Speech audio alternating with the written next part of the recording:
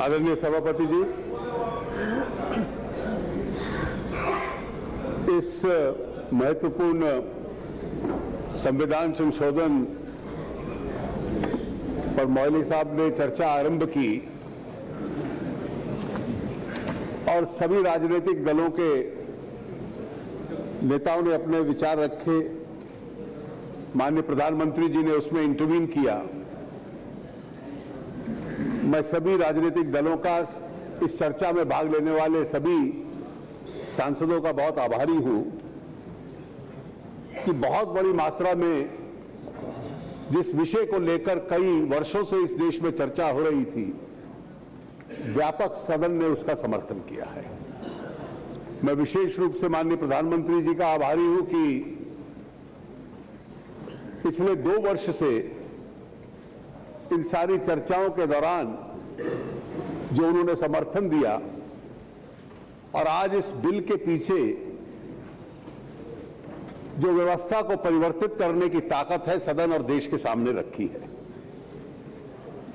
जिन विषयों पे माननीय प्रधानमंत्री जी बोले हैं, मैं उनको दोहराऊंगा नहीं, क्योंकि लगभग सभी सदस्य जीएसटी बिल के पक्ष में बोले हैं। केवल एक राजनीतिक दल को लेकर थोड़े से प्रश्न हैं। लेकिन सर्वप्रथम मैं खड़गे जी ने जो विषय उठाया और उनको 2 वर्ष पूर्व से पिछले 5 वर्ष का एक स्वाभाविक चिंता थी कि क्या कारण था कि कुछ राज्य जब 2011 में यह बिल आया तो इसका विरोध करते थे। 2006 में पहली बार चिदंबरम साहब के बजट में इसकी चर्चा हुई। 2011 में पहली बार यह संविधान संशोधन पेश हुआ। आपने अभी डिप्टी स्पीकर साहब का एक प्रश्न पूछा, where he asked why not compensate for more than 5 years. The 2011 bill did not have a provision for compensation of the manufacturing states. The 2011 bill was the first exercise which was made. From 2011 to 2013, it was before the standing committee. और ये वो standing committee थी जिसमें UPA के सदस्यों का बहुमत था। और इस स्टैंडिंग कमेटी की जो रिपोर्ट आई अगस्त 2013 में, वो सर्वसम्मति से आई थी। आपके भी सब सदस्य उस रिपोर्ट के साथ सहमत थे। यशवंत सिन्हा जी उसके अध्यक्ष थे। और उस बिल के संबंध में पहले तो मैं आपको यह याद दिला दूं कि न 2006 में, न 2011 के उस बिल में, न 2013 की उस रिपोर्ट में और मई 2014 को बिल को जिस स्थिति में आप छोड़कर गए थे, कभी भी उसमें कैप लगे ये न कभी सुझाव था, न कभी इसका जिक्र था। This cap and the concept of a cap is a subsequent thought. Even when this bill came before this House in May 2015, there was not a suggestion about a cap. Cap की इस विचारधारा को आपने adopt किया जब यह bill Rajya Sabha में गया पहली बार। तो इसलिए आपको सदा हमेशा आम व्यक्ति की, गरीब आदमी की चिंता थी और इसलिए कैप लगे। वो चिंता आपकी 2015 के बाद पैदा हुई।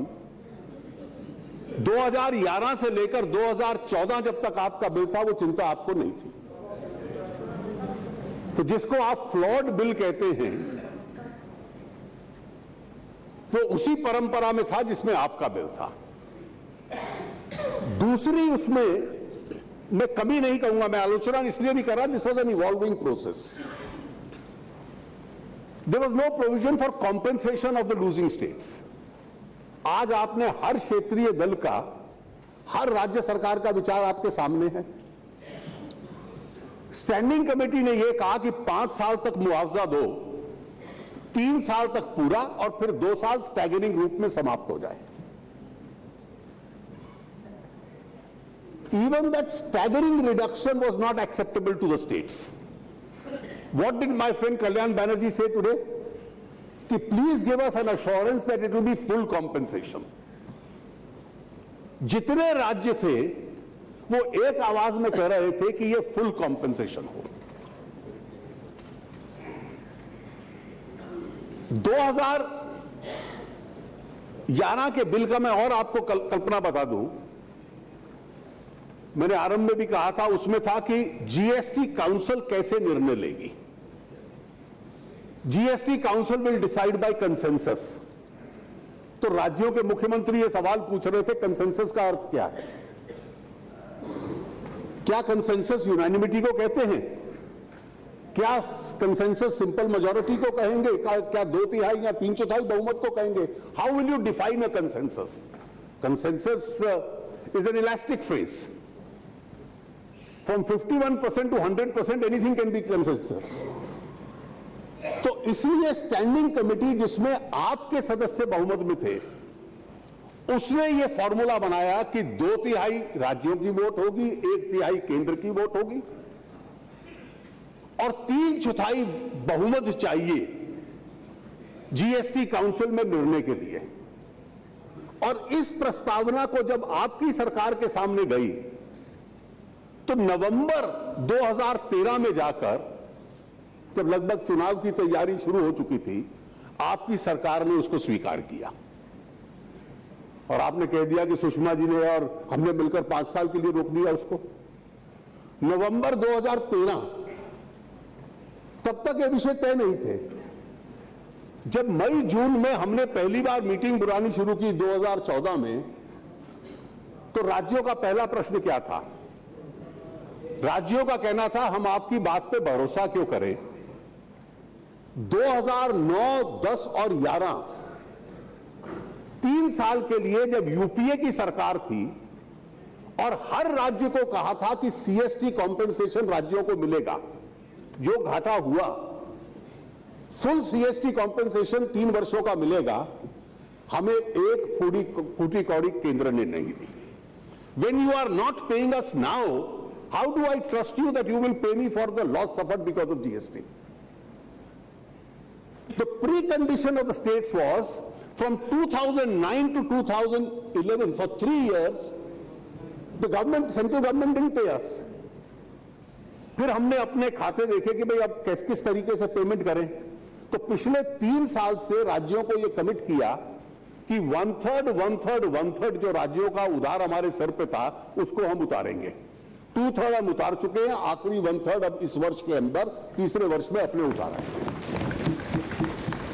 राज्यों का जो विश्वास था, पास्ट कॉम्पेंसेशन आपने दिया नहीं, फ्यूचर कॉम्पेंसेशन का आप वायदा नहीं कर रहे, सिर्फ कंसेंसस से निर्णय होगा, ये आपका बिल है।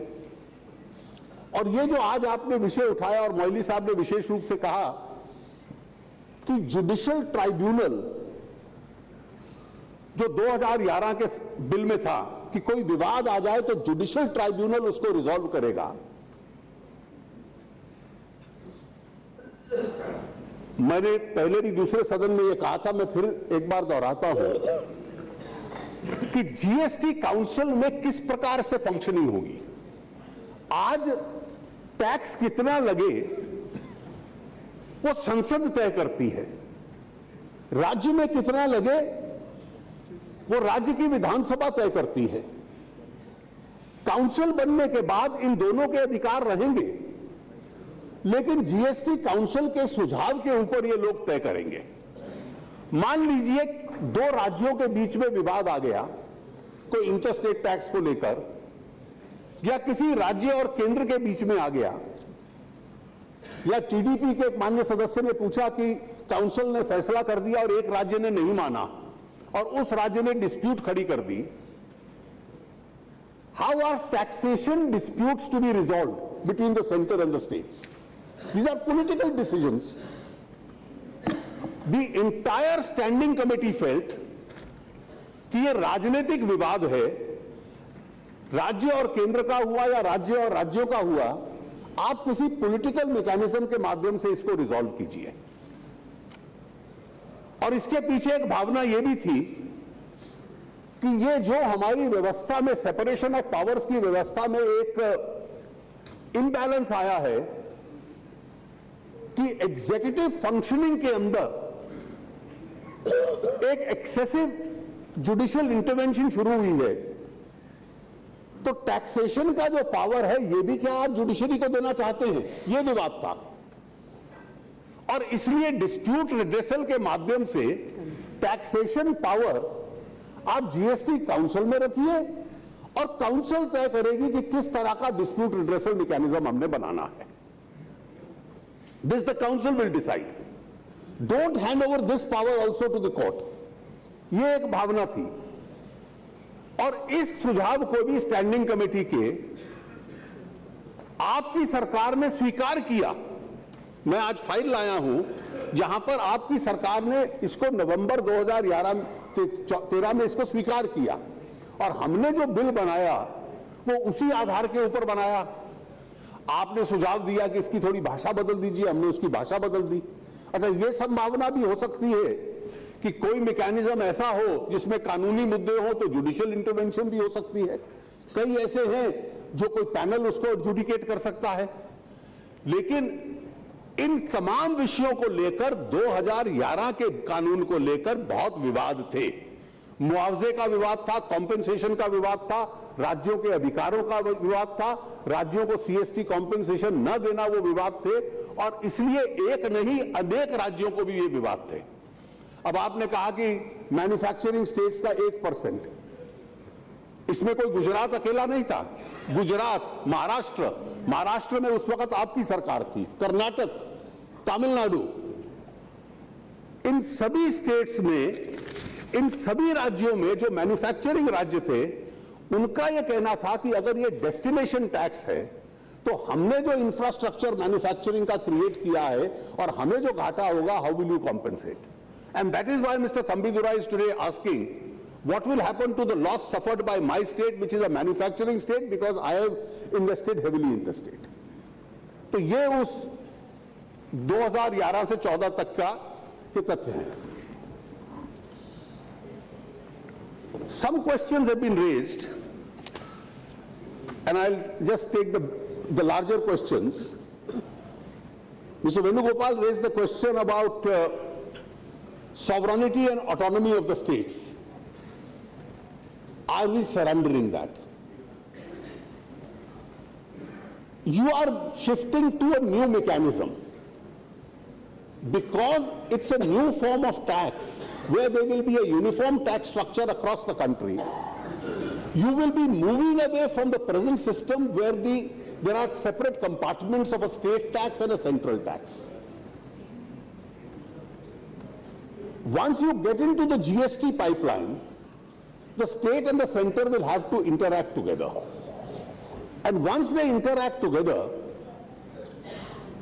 the state of Tamil Nadu will be involved in determining and taking decisions even in relation to the central GST. The center will be involved in decisions relating to the states. So none of us is going to be surrendering his authority or autonomy. We are both going to be pooling our sovereignty together so that we are able to create a new taxation mechanism. This is an additionality of power which comes to both the states and the center because the new mechanism necessarily involves that. The second question which Mr. Thambidurai raised is with regard to this fear of the unknown as to what happens after 5 years if there is a continuous loss of taxation.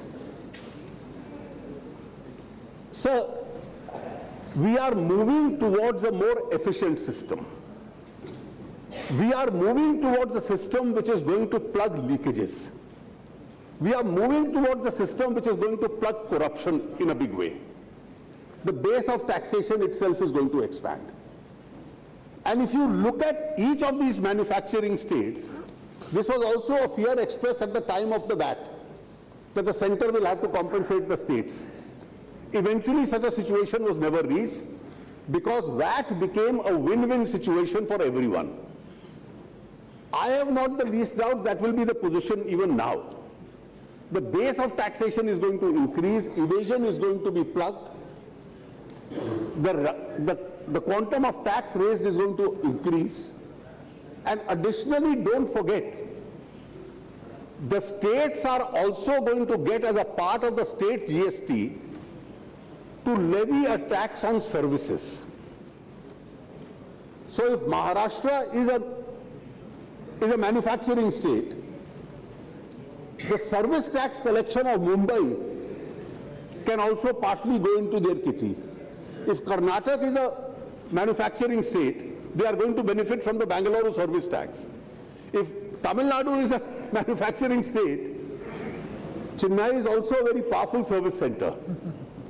And therefore, there is going to be additionality of taxes which are going to go into your kitty. The structure is going to change, and therefore this fear that our rates are going to come down after 5 years, I think this is an exaggerated fear which should not really materially impact on us. जो मूल बहस जो 2015 के बाद में आरंभ हुई, वो बहस इस विषय की है कि टैक्स की रेट क्या होनी चाहिए।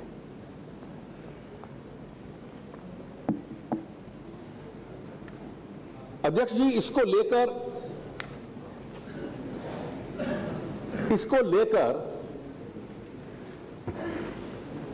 तरह तरह के विचार हैं। खड़गे जी ने कहा कि इससे आम आदमी के ऊपर दबाव ना पड़े जिससे कीमतें बढ़ जाएं। जो सीपीआई कंज्यूमर प्राइस इंडेक्स की बास्केट है, उसके 54% आइटम ऐसे हैं जो इस इनडायरेक्ट टैक्सेशन के बाहर हैं, वो जीएसटी में भी शायद बाहर रहेंगे। अधिक आइटम ऐसे हैं बकाया में से जो लोअर टैक्स रेट में आते हैं, और 12-13% ऐसे हैं जो स्टैंडर्ड रेट में आएंगे। मैं इसका जिक्र इसलिए कर रहा हूं कि जीएसटी के बाद भी कई प्रोडक्ट्स होंगे जो टैक्सेबल नहीं होंगे, कई ऐसे होंगे जिन पे कम टैक्स लगेगा, जो आपने चीफ इकोनॉमिक एडवाइजर की रिपोर्ट पढ़ी, कई होंगे जिन पे स्टैंडर्ड रहेगा, और स्टैंडर्ड से ऊपर वो होंगे जिन्हें हम डीमेरिट गुड्स कहते हैं, जो पर्यावरण के लिए खराब है, स्वास्थ्य के लिए खराब है, या लग्जरी आइटम्स हैं। अब बीएमडब्ल्यू गाड़ी और हवाई चप्पल के ऊपर एक जितना टैक्स नहीं लग सकता, अलग अलग टैक्स लगना चाहिए, और इसलिए ये अलग अलग स्लैब्स होते हैं। इस टैक्सेशन के पीछे जो रेवेन्यू न्यूट्रल रेट है, उसका सरल अर्थ यह है कि आज केंद्र और राज्य जितना टैक्स इकट्ठा कर रहे हैं, अगर उतने स्तर का टैक्स इकट्ठा करना है तो कितनी परसेंटेज होनी चाहिए टैक्स की, वो रेवेन्यू न्यूट्रल रेट आपको बता देंगे। अब उस न्यूट्रल रेट के एक अंक को हम 3 हिस्सों में बांट दें कि कम दर वाला कौन सा होगा, स्टैंडर्ड दर वाला कौन सा होगा, और ज्यादा दर वाला कौन सा होगा, तो उद्देश्य है कि हम वहां तक पहुंचे। अब यह कैलकुलेशन का विषय है, राजनीतिक स्लोगन्स का विषय नहीं है। इसमें सभी राज्यों ने, और आप जो कहते हैं कि हमसे बात करो, उस सदन में तकलीफ होगी नहीं तो यहां होगी, यह आप वर्सेस हम नहीं है, देम वर्सेस अस नहीं है। जो मंच इसको तय करेगा उसमें आपके भी 8 फाइनेंस मिनिस्टर्स होने वाले हैं, जो कांग्रेस पार्टी के भी फाइनेंस मिनिस्टर्स होंगे, लेफ्ट पार्टीज के 2 होंगे, तृणमूल कांग्रेस के होंगे, उनके तो अध्यक्ष ही हैं एम्पावर्ड कमेटी के। आज हर राजनीतिक दल, जो प्रमुख राजनीतिक दल है, समाजवादी पार्टी के वित्त मंत्री वहां पर होंगे, जनता दल के वित्त मंत्री वहां पर होंगे जो बिहार सरकार के हैं, बीजू जनता दल के वहां होंगे, और वो सारे अपने अधिकारियों के साथ कैलकुलेशन करेंगे। I will deal with that issue separately. वो सारे के सारे कैलकुलेट करेंगे वो भी उतना ही चुने हुए हैं जितना हम यहां पर बैठे हुए इलेक्टेड हैं। और चुने हुए वो सारे 29 राज्यों के वित्त मंत्री और केंद्र सरकार के प्रतिनिधि क्यों चाहेंगे कि हम लोगों के ऊपर अनावश्यक बोझ डालें? अब क्या उत्तर प्रदेश के वित्त मंत्री ये चाहेंगे कि मैं इतना बोझ डाल दूं कि चुनाव सिर पे है ताकि लोग मेरे खिलाफ हो जाएं? वो भी कोशिश करेंगे जिस न्यूनतम टैक्स से मेरा काम चलता है सरकार का, मैं केवल उतना टैक्स लगाऊं। बिहार के वित्त मंत्री वो चाहेंगे, और आपके भी कर्नाटक के वित्त मंत्री यही तर्क देंगे कि जितने टैक्स से काम चलने वाला है राज्य का, हम उतना टैक्स लें। अब इन सब ने सर्वसम्मति से प्रस्ताव पारित किया कि हमारे 2 गाइडिंग प्रिंसिपल होंगे। पहला सिद्धांत होगा कि मौजूदा रेट से हम नीचे आए। मौजूदा रेट क्या है? आज 80% आइटम्स पे केंद्र जो एक्साइज लेता है 12.5%, 60-62% आइटम्स पे जो राज्य वैट लेते हैं वो 14.5%। तो अधिक मात्रा में आइटम्स पे तो 27% आज ले रहे हैं, उसमें फिर छोटे टैक्सेस और जोड़ लीजिए, तो धीरे धीरे इसको कम करेंगे। और कम क्यों होंगे? 3 कारणों की वजह से ये कम होंगे। एफिशिएंसी सिस्टम में आएगी, टैक्स के ऊपर टैक्स नहीं होगा, और उसके अतिरिक्त कई लो टैक्सेशन आइटम्स होंगे जिससे इसकी एवरेज नीचे आएगी। तो उन्होंने सर्वसम्मति से यह कहा कि जितने भी मैन्युफैक्चरिंग टैक्सेस हैं, हम उन मैन्युफैक्चरिंग टैक्सेस को मौजूदा स्तर से नीचे लाएंगे, धीरे धीरे नीचे और लाएंगे, और उतना टैक्स इकट्ठा करेंगे जितना आज की तारीख में सरकार का काम, जिसमें सारे विकास कार्य हो पाए, जितने गरीबी उन्मूलन की हमारी योजनाएं हैं वो सारी चल पाए, उसके लिए जितना सरकार को चाहिए। कोई ये नहीं चाहेगा कि सरकार एक्सेसिव प्रॉफिटेरिंग करे और मतदाता को नाराज कर दे।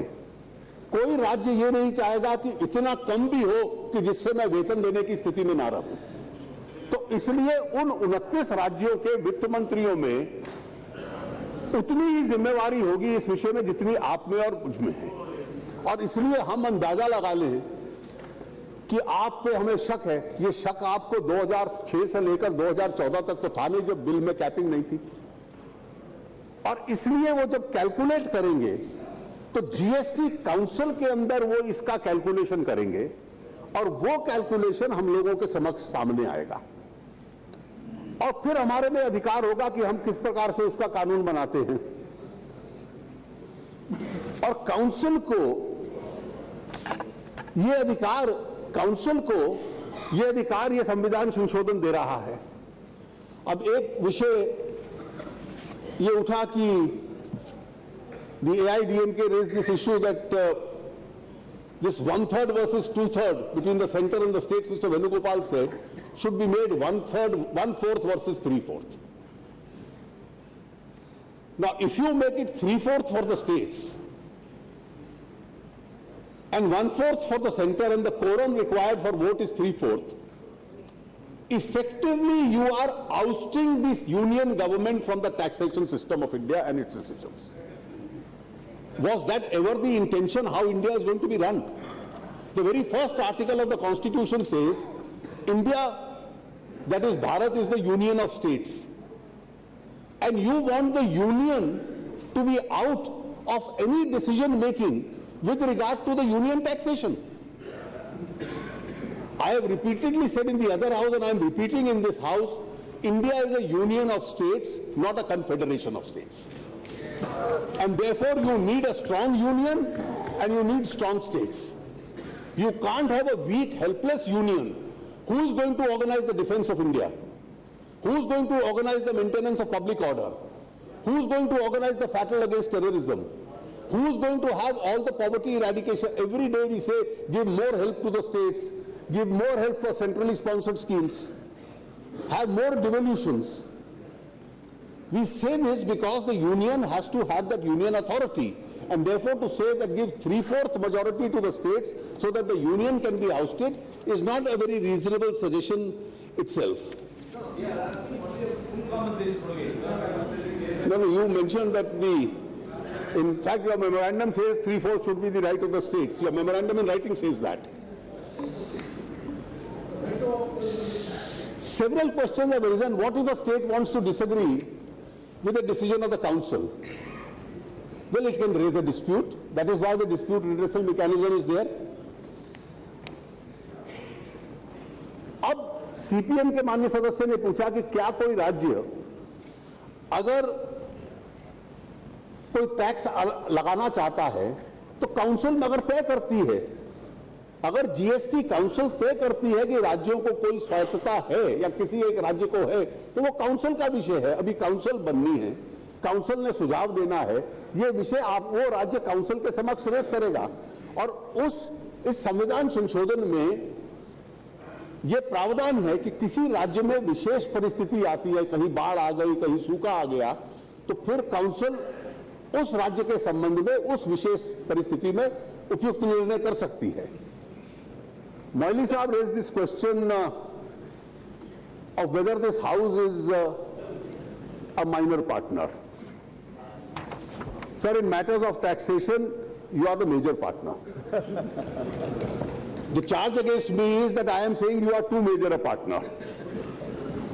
And that is how the Constitution envisaged it. And therefore, whenever any taxation is imposed by the union government, the scheme of the Constitution itself is Article 110, that the union government has to come before this house and there can be no levy of taxation unless it is appropriated and sanctioned by this house. And therefore, in matters of taxation, you have really the predominant authority. The other house has an authority to make suggestions. Now, what इस bill की shape क्या होगी? Bill का draft बनेगा। मेहताब साहब ने उसका उत्तर दे दिया। बिल का ड्राफ्ट कौन बनाएगा? मैं नहीं बनाऊंगा। इस संविधान संशोधन में जीएसटी काउंसिल बनाएगी, जिसमें आपके भी वित्त मंत्री होंगे, आपके भी राज्य के प्रतिनिधि। वो काउंसिल इसका ड्राफ्ट बनाएगी, वो ड्राफ्ट केंद्र सरकार के पास आएगा और वो ड्राफ्ट राज्यों के समक्ष आएंगे। और इसलिए जब राज्यों के समक्ष आएंगे, जो सेंट्रल जीएसटी का ड्राफ्ट होगा वो पार्लियामेंट में आएगा, जो आईजीएसटी का होगा वो पार्लियामेंट में आएगा, जो एसजीएसटी का होगा वो सब विधानसभाओं में जाएगा। और इसका उत्तर दीपेंद्र जी आपके प्रश्न का भी है, जो आर्टिकल 109 और 110 को लेकर आपने डिस्टिंक्शन बतलाया। आर्टिकल 109 वाले जो कानून होंगे वो सारे राज्यों के अंदर जाएंगे, इस संसद में नहीं आएंगे। What is credited to the consolidated fund of a state will be determined by the legislature of that state. यहां सिर्फ वही आएंगे जो आर्टिकल 110 वाले होंगे या आर्टिकल 117 वाले होंगे। It's only those which will come here. And finally, it is whatever final draft the GST Council prepares, depending on the language of that draft, it will be the authority of the speaker to decide. And let me just tell you, this argument which is being raised that I have an option, there are some 3 boxes, general bill, financial bill and money bill, and I have an option in which one to put it. I have no such option. The Constitution clearly defines which each bill is. The language used in Article 110 is, a bill shall be deemed to be a money bill only if the following conditions are present. It shall be deemed to be. And therefore, we are all bound by the mandate of 110. If it doesn't have the ingredients of Article 110, then it will get into Article 117 and become a financial bill. But if it has the ingredients of Article 110, then it shall be deemed. This optional choice, और मैंने इसका दूसरे सदन में उत्तर दिया था, what is the difference between the jurisdiction of the 2 houses? Otherwise, both houses of parliament are equal. Under Article 75, the Council of Ministers is responsible to this house. It can't survive a minority in this house, it can survive a minority in the other house. Vote of no confidence जो होता है केवल इस सदन में होता है, उसमें नहीं हो सकता। और मनी बिल के संबंध में, मनी बिल केवल इस सदन में इंट्रोड्यूस हो सकता है, मनी बिल पे सिर्फ इस सदन में वोट हो सकता है, और मनी बिल अगर गिरता है तो सरकार के पास कोई ऑप्शन नहीं, सरकार उसी वक्त इस्तीफा देती है। राज्यसभा में अगर क्योंकि वोटिंग नहीं होती तो इसलिए गिर नहीं सकता। अब आप कहते हो भाई आपके पास ऑप्शन है मनी बिल बनाओ ना बनाओ, कल ऐसी स्थिति आ गई कि मनी बिल आया और सरकार गिरने लगी है, तो आपके सुझाव को मान के वो कहे अच्छा अब मान लो ये मनी बिल नहीं है। Option can work either way. अगर मैं आज मनी बिल को नॉन मनी बिल बना सकता हूं तो डिस्ट्रेस सिचुएशन में भी उसको बना सकता हूं क्या? The answer is no. What is within the definition of Article 110 will be a money bill, otherwise it will not be a money bill. आपने एक ठीक कहा कि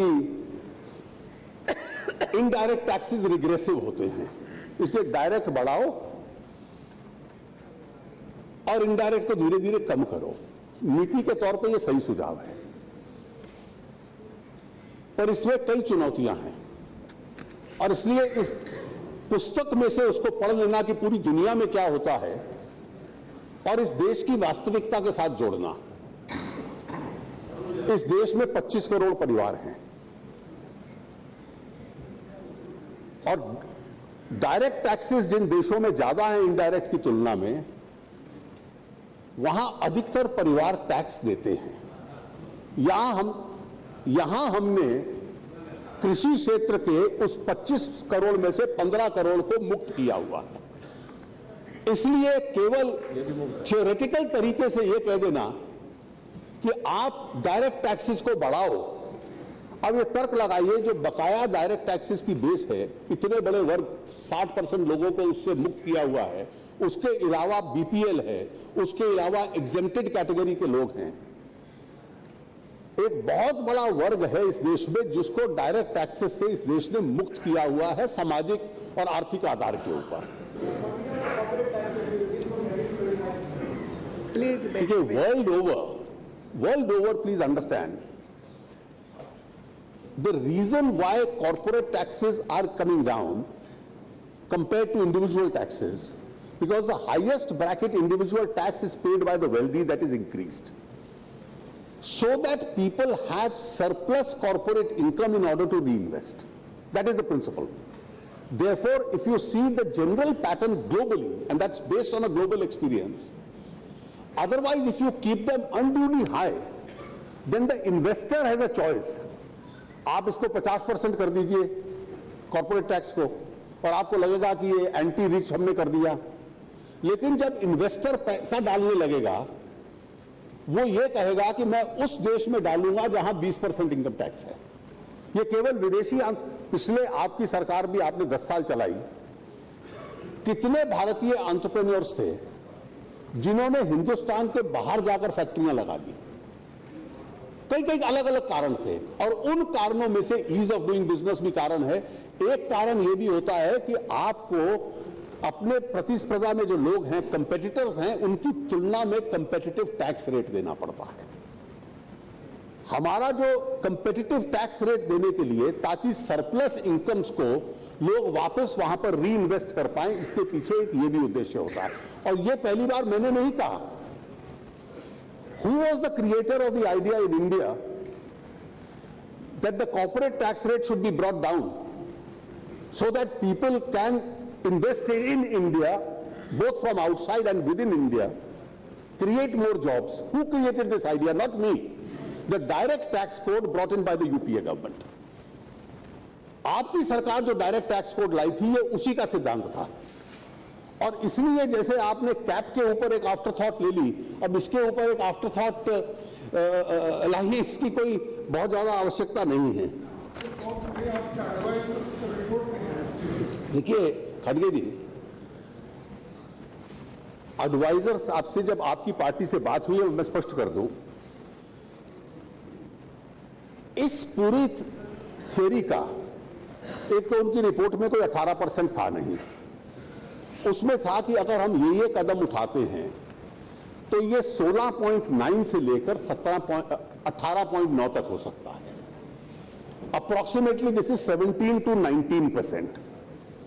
उस 17 से 19% में दो तथ्य आपको और जोड़ने पड़ेंगे और ये राज्यों का तर्क था और केरल के इनके जो मिनिस्टर हैं वो बार बार ये स्टेटमेंट देते हैं। पहला तर्क ये था कि ये सारे के सारे फिगर्स 2013-14 पे आधारित हैं। 13-14 के बाद जो सेस लगे हैं उन सेसेस को भी इसमें जोड़िए,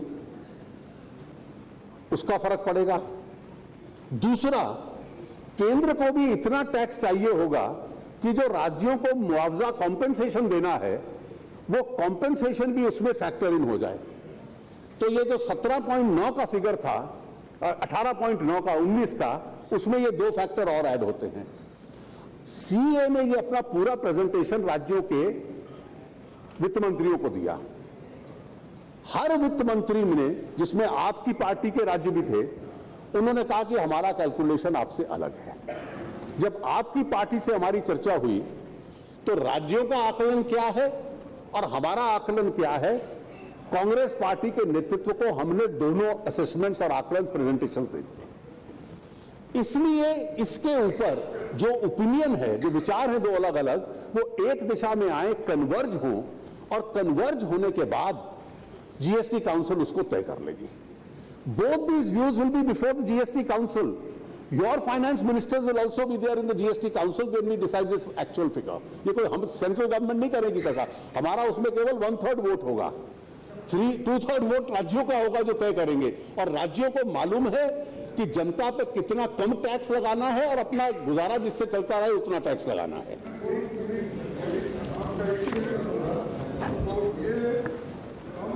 फिगर्स नहीं लाए तो पेज 54 आपका जो इकोनॉमिक एडवाइजर की रिपोर्ट है उसमें उन्होंने स्पष्ट कहा है, meanwhile we recommend a 3 rate structure in order to ensure that the standard rate is kept close to RNR. The maximum possible tax base should be taxed at the standard rate. The committee would recommend that lower rates be kept around 12%, that is center plus states, with the standard rates varying between 17 and 18%. And table 10 पे भी अगर आप देखेंगे तो page number 53, table 10 में भी summary of recommended rate option, उसमें भी आपके रेट जो दिए हैं इकोनॉमिक एडवाइजर, उससे अगर आप जाएंगे उस बेसिस पे हम कह रहे हैं कि 18 आप मैक्सिमम रखिए। देखिए, नॉट हम कहीं से बाहर से भी विचार। मेरा केवल एक ही सुझाव है कि आप बड़े विद्वान चीफ इकोनॉमिक एडवाइजर हैं, अच्छा कर रहे हैं, उनकी रिपोर्ट पर रिलाई कर रहे हैं। आप अपने राज्यों के, कांग्रेस राज्यों के वित्त मंत्रियों से पूछ लीजिए कि उनको कितनी आवश्यकता है। 18 में उनका गुजारा चलेगा, 19 में चलेगा कि 20 में चलेगा। और इसलिए जहां 2 क्लियर ओपिनियंस थे उस मीटिंग में, एक चीफ इकोनॉमिक एडवाइजर का ओपिनियन था, एक राज्यों का। Therefore, all the finance ministers said we have a slightly different perception. Now that gap of 2, 3, 4% between them, that has to be converged. Gave 24%. NIFP gave 24%. States तो 24 तक नहीं गए। आज मैंने पढ़ा कि केरला के फाइनेंस मिनिस्टर ने कहा कि भाई 22 में गुजारा चल सकता है हमारा, कोई राज्य कहता है 20 में चल सकता है। तो इसलिए ये फिगर जब कन्वर्ज करेगा और राज्य तय करेंगे तो ये फिगर तय होगा। 2 छोटे विषय, एक विषय जो शिवसेना की तरफ से उठाया गया और वो स्वाभाविक ठीक विषय है कि म्युनिसिपल कॉर्पोरेशन और लोकल बॉडीज का क्या होगा। ये कर्नाटक और महाराष्ट्र के लिए विशेष रूप से है क्योंकि वहां पर ऑक्ट्रॉय कलेक्शंस काफी ज्यादा हैं। आर्टिकल 243X जो है उसमें स्पष्ट प्रोविजन है कि कोई भी राज्य म्युनिसिपैलिटीज को अलग से टैक्सेशन इकट्ठा करने की व्यवस्था कर सकता है, वो बरकरार रहेगा। दूसरा, महाराष्ट्र के संबंध में जब शिवसेना के सांसदों ने यह विषय मेरे साथ उठाया था और उद्धव जी ने भी मुझे लिखा, तो मैंने महाराष्ट्र के मुख्यमंत्री से बात की। जो स्टेट्स के जीएसटी लॉज आएंगे, क्योंकि म्युनिसिपल टैक्सेशन भी वो सब्स्यूम कर लेंगे अपने जीएसटी में, जो आपके ऑक्ट्रॉय एंट्री टैक्सेस हैं, तो क्या आप उसमें प्रावधान कर सकते हो डिवोल्यूशन का, कि वो कॉर्पोरेशंस को डिवोल्यूशन, जैसे हम फाइनेंस कमीशन के थ्रू राज्यों को देते हैं, राज्य अपनी लोकल बॉडीज को दें। तो उन्होंने कहा बिल्कुल हम देंगे, और आप ये कह सकते हो कि महाराष्ट्र में हम करने वाले हैं, क्योंकि मुंबई म्युनिसिपल कॉर्पोरेशन और अन्य के लिए व्यवस्था हो, हम इसकी पूरा उसके अंदर व्यवस्था करने वाले हैं। There are several other issues जो कल्याण बैनर्जी ने और अन्य सदस्यों ने किए। एक विषय आया कि पेट्रोलियम को क्यों बाहर रखा है। पेट्रोलियम जीएसटी में है, लेकिन उस पर अभी टैक्स नहीं लगेगा, राज्य टैक्स लगाएंगे। जब जीएसटी काउंसिल 3/4 बहुमत से तय करेगी तभी पेट्रोलियम के ऊपर टैक्स लगना शुरू होगा। अल्कोहल उससे बाहर रखा है क्योंकि सभी राज्यों की एक आवाज थी कि अल्कोहल को इससे बाहर रखिए। Alcohol otherwise would have been a deal breaker. GST तब तक बन नहीं सकता था अगर हम लोग उसके लिए इंसिस्ट करते, राज्यों का इसमें सहयोग चाहिए था। अब ड्यूअल कंट्रोल का जो विषय आपने उठाया कि एक ही असेसी का 2000 अगर सरकारें असेसमेंट करेंगी नहीं होना चाहिए, इसलिए इसके नियम डिफाइंड होने चाहिए। ये एक्सरसाइज अब जीएसटी काउंसिल करेगी और केंद्र सरकार का प्रयास रहेगा कि उसमें एकदम क्लैरिटी रहे। वो 1.5 करोड़ हो या क्या व्यवस्था हो, वो काउंसिल वर्कआउट करेगी and we are open to those suggestions completely. Exemptions किस प्रकार की हों, एग्जेम्पशंस कितनी हो, जैसे एक विषय आया कि 10 लाख की हो या 25 लाख की हो। अगर 25 लाख कर दी जाती है तो 60% लोग ट्रेडर्स वो इससे बाहर हो जाते हैं और इसका टैक्स इंपैक्ट जो है वो केवल 2% है। तो इसलिए एक सुझाव है कि इसको 25 किया जाए, लेकिन यह विषय भी जीएसटी काउंसिल का है, इस विषय को भी जीएसटी काउंसिल ही अपने आप तय करेगी। ये कई विषय से माननीय अध्यक्ष जी मैंने इसका उत्तर देने का प्रयास किया है। मैं एक बार फिर सभी सदस्यों का बहुत आभारी हूं और मैं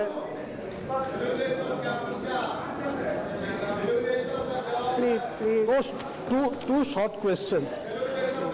क्लैरिफिकेशन काफी विस्तार से हमारे वित्त मंत्री ने दिए हैं। एक प्रश्न उठा था चर्चा के अंदर कि स्टेक होल्डर्स स्टेट गवर्नमेंट है और केंद्र सरकार भी है, पर मैं समझता हूं स्टेक होल्डर कंज्यूमर है। कंज्यूमर को प्रोटेक्शन देने के लिए इस संविधान संशोधन में क्या व्यवस्था की गई है? जैसे प्रस्ताव दिया गया था कि पिछले साल मलेशिया में उन्होंने एक नेशनल प्राइसिंग काउंसिल बनाए हैं, और मुझे जितनी जानकारी है हमारी ये जो जीएसटी काउंसिल बनने वाले हैं, ये जीएसटी काउंसिल का हर एक प्रस्ताव सजेशन होगा।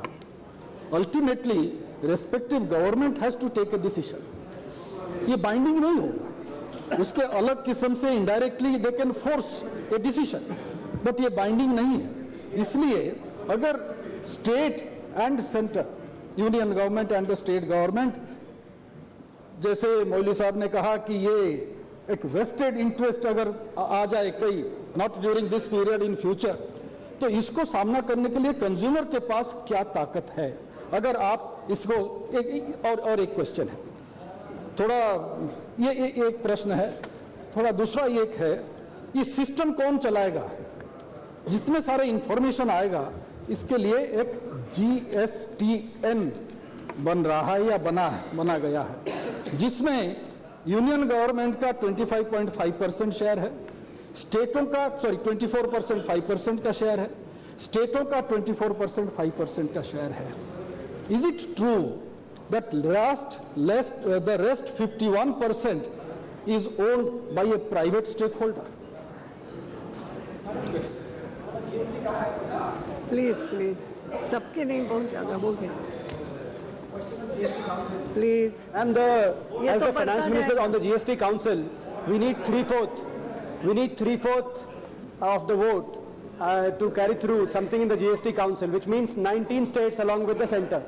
But for quorum, we have requirement of half the states, which means if the center has 1/3 of the votes, if 9 other states don't show up and the center doesn't show up, we won't have quorum. Now suppose not today but in future, the center is not in the interest of giving a state its compensation or delaying it, maybe not having the quorum in the vote. The center would just need 9 states to not show up. Secondly, there are 2 representatives from the center, Minister of Finance and Minister of State. What happens if both are from different parties? It has happened in India. Both are from different political parties and their views are not aligned on a certain matter. and they want to, because one center has got 1/3 of the vote. Because it has happened, ma'am, in Madhu Tanvate's time. So if the MOS finance, we have sent us two representatives representing 1/3 of the vote. So have you thought about a scenario where they have, different, One question only, but ज़्यादा yeah. Empowered Committee had decided that the residual amount in the IGST account shall be shared with the state as per Finance Commission's formula. Empowered Committee had decided that the residual amount in the IGST account shall be shared with the states as per Finance Commission formula. Why the government has gone back from that Empowered Committee's consensual decision? Okay. Thank you.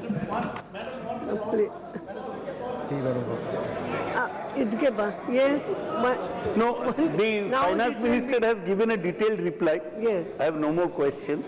Yes. And the question I wanted to ask has been raised by Bhartrihari Mohtab. The main question is that the GST system would need a huge network.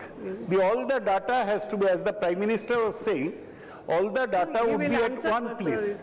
Now, the information I am told that the states and center would together control only 49% of the new network that will be set up. Yes. Does it mean that we are giving the rest of the shares to a private company or to a foreign company? ये clarify होना चाहिए. Why you are repeating? I'm sorry. Madam, no, it will. A very important question. The whole process took enough time to come up to this level. Question is, now this process will be sent to the states. Roadmap. A roadmap, whether at what time gap it will reach to the states, when they will come back, and what is the time-bound program, if there is any, that when this process is actually going to be completed and going to be implemented. If government has any roadmap to fulfill the expectations and desire of the whole nation. Premchandra ji, only question. बहुत लंबा भाषण नहीं, बहुत बोलते हो. No, madam. Yes. Madam, my specific question to the Honorable Minister is regarding the adjudicative mechanism of the GST disputes. Only the dispute which are arising out of the recommendations of the GST Council. My specific question to the Honorable Minister is, suppose I put a dispute in the GST Council. Unfortunately, the GST Council is not making any recommendation. Suppose I am entitled to approach the dispute redressal mechanism so as to redress the grievance of my state. That is a specific question which I would like to ask. Yes, Murali Mohan ji. Yes. 1,700 crore revenue per annum. Yes. Once the GST comes into force, and it would stand to lose 23,500 crores over 5 years. As after the bifurcation of Andhra Pradesh has become a revenue deficit state. In view of this, I want assurance from the government as to how is it going to compensate the revenue deficit given the fact that ultimately the center's responsibility to bridge the gap. Yes, Kavita. Ma'am, all of us have been speaking about businesses, ma'am, but none of us have spoken about the people and the effect of GST on the middle class people, particularly regarding the health services and the housing. क्योंकि sir हमारे और आपकी ये dream है कि सभी को house मिलना चाहिए, लेकिन इसके वजह से सर्विस टैक्स बढ़ेगा मैम और आम आदमी को घर बनाने में बहुत दिक्कत होगी. तो I just want to understand from the honourable minister about the health services and the houses. Okay. After his reply you can. After his reply you can. You want just now? Going to reply. He is replying. मैं इकट्ठे जवाब दे दूंगा. No, you don't want to ask him. Madam, there are several questions. Why?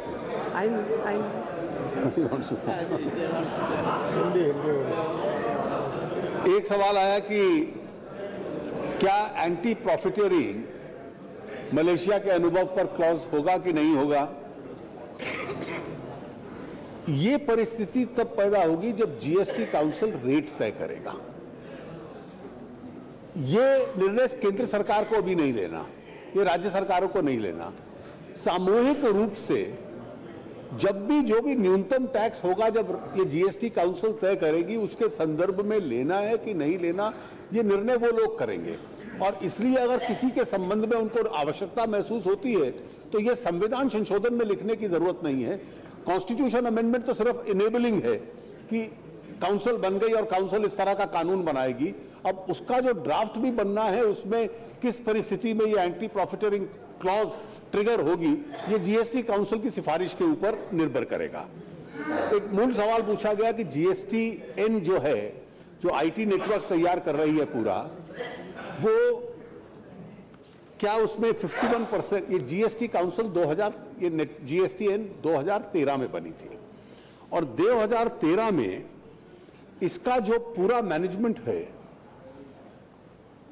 वो professional हो, बहुत ज्यादा trend लोग हों। एक एक महीने में 3-3 बिलियन बाउचर्स मैच करेंगे, खरीदने वाले का और बेचने वाले का, और इसलिए इसकी एफिशिएंसी के ऊपर ये सारा निर्भर करेगा। इसमें हाई पेड प्रोफेशनल्स चाहिए और इसलिए सरकारी तंत्र शायद 2013 में ये सोचा गया था कि कई बार इसकी अनुमति नहीं देता, और इसलिए इसका एक सेफ स्ट्रक्चर तब सरकार ने बनाया था और वो सही स्ट्रक्चर है। इसमें 49% शेयर होल्डिंग सरकार की रहेगी, जो 51 आप प्राइवेट की कह रहे हैं वो LIC housing, HDFC, ICICI, national stock exchange, इस प्रकार की संस्थाओं की रखी है, ताकि जीएसटी काउंसिल को स्टाफ हायरिंग के लिए एक प्रकार से सरकारी ढांचे के बाहर भी वो सुविधा प्राप्त हो। ये 2013 का निर्णय था जिसको हम लोगों ने नहीं है, इसमें मैंने आपको पढ़ दिया, LIC, HDFC, ICICI, national stock exchange, these bodies have the 51% share. ये 2013 में कंसिडर्ड तरीके से उन्होंने सोच समझ कर इसको बनाया था। आईजीएसटी के संबंध में आपने पूछा कि वो जो भाषा का थोड़ा परिवर्तन है, मुझे पत्र आया है जो आपने, करुणाकरण जी ने भी कहा था, मैंने उसका उत्तर भी दिया है। आईजीएसटी का कुछ जो एम्पावर्ड कमेटी की और सिलेक्ट कमेटी की रिकमेंडेशंस थी, जिसके तहत कुछ हिस्सा डिवोल्यूशन में जाता है, कुछ नहीं जाता, वो जब भाषा में ट्रांसलेट किया था तो उसकी भाषा में कुछ एरर था और वो एरर बाद के अंदर तकलीफ पैदा करता, इसलिए उसको हम लोगों ने करेक्ट किया है और इसकी मैंने लिखित जानकारी अब दोबारा से उन दोनों राज्यों को भेज दी है। रोड मैप के संबंध में आपने पूछा, यहां से पारित होने के बाद ये राज्यों में जाएगा, राज्यों से पारित होने के बाद जब राष्ट्रपति इसको नोटिफाई करेंगे तो काउंसिल बनेगी। काउंसिल बनने के बाद एक पहला काम होगा कि ड्राफ्ट लेजिस्लेशंस बनाए काउंसिल। ड्राफ्ट लेजिस्लेशंस के साथ साथ जितने ऑपरेशनल निर्णय हैं, रेट से लेकर उसकी फंक्शनिंग तक, वो सारे उसमें रहेंगे और जितना जल्दी हम समन्वय के साथ उन कानूनों को पारित कर पाएंगे, राज्य अपने कानूनों को पारित कर पाएंगे और ये निर्णय हम ले पाएंगे एक आम सहमति के साथ काउंसिल में। इसकी स्पीड कितनी होगी ये उसके ऊपर एक प्रकार से ये निर्भर करेगा। एक प्रश्न कविता जी ने भी पूछा कि क्या एक भय है कि सर्विसेज का रेट ऊपर जाएगा तो उससे कई चीजें महंगी भी हो सकती हैं। पिछले कुछ वर्षों में अब आप देखिए, अर्थव्यवस्था का 57% हिस्सा सर्विसेज से आता है, सेवाओं से। अगर हम सेवाओं को बिल्कुल बाहर रखते, जो पहले बाहर थी, और टैक्सेशन केवल मैन्युफैक्चरिंग पे लगाते तो इस देश की मैन्युफैक्चरिंग अनकंपेटिटिव हो जाती। सारा सरकार का खर्चा मैन्युफैक्चरिंग से आता था। 1994 से पहले ये स्थिति थी। सर्विस टैक्स आने के बाद यूपीए सरकार ने 10 को 12, फिर हमने 12 को 14 और 15, उसके पीछे रेवेन्यू के अतिरिक्त एक दूसरा उद्देश्य यह था कि ये एक प्रकार से कन्वर्ज करे। और कन्वर्जेंस में लाभ ये है कि कभी ना कभी हर प्रकार की इकोनॉमिक एक्टिविटी ऐसी है जिसमें मैन्युफैक्चरिंग और सर्विसेज दोनों का रोल रहता है। अब आपने हाउसिंग का उदाहरण मांगा, आप घर बनवाएंगे, उसमें मैन्युफैक्चर्ड आइटम्स के ऊपर भी टैक्स होगा, जो कॉन्ट्रैक्टर सर्विस प्रोवाइड करेगा उसके ऊपर भी टैक्स होगा। तो इसलिए इकोनॉमिक एक्टिविटी जिस प्रकार से कन्वर्ज कर रही है, शायद आरंभ में वो कितना कर पाते हैं देखने को होगा, काउंसिल क्या इसका निर्णय लेती है कि बढ़ाना है कि नहीं बढ़ाना है, लेकिन लंबे अरसे में इसकी कन्वर्जेंस आपस में होना स्वाभाविक है। आप किसी घर को पेंट करने के लिए कॉन्ट्रैक्टर को बुलवाते हो, पेंट के उसमें मैन्युफैक्चरिंग कंपोनेंट होगा और उसकी सर्विसेज के अंदर सर्विस टैक्स कंपोनेंट होगा. So the tax rates will eventually have to converge. You will gain somewhere, you may lose somewhere.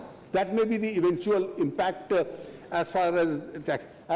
Andhra Pradesh के मित्रों ने कहा, यह स्पष्ट है कि रेवेन्यू डेफिसिट अगर किसी भी राज्य का इसमें क्रिएट होता है तो 5 साल के लिए जैसे सबको ओवरराइड किया जाएगा, जो टोटल आंध्र पैकेज बना हुआ है और जो और बनाने वाले हैं, over and above that this has to be taken care of because this is a statutory constitutional responsibility as far as the center is concerned. Yes, now it is okay.